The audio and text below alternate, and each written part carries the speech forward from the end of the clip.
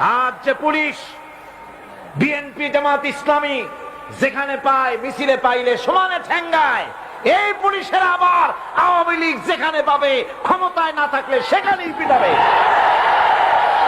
কথা ঠিক কিনা? এগুলি মনে মনে রাখতে হবে, এগুলি ইতিহাস, এগুলি ইতিহাস। আমি কি বাড়াই বলছি না ঠিক বললাম? এই পুলিশরাই দেখে রেখেন, এরাই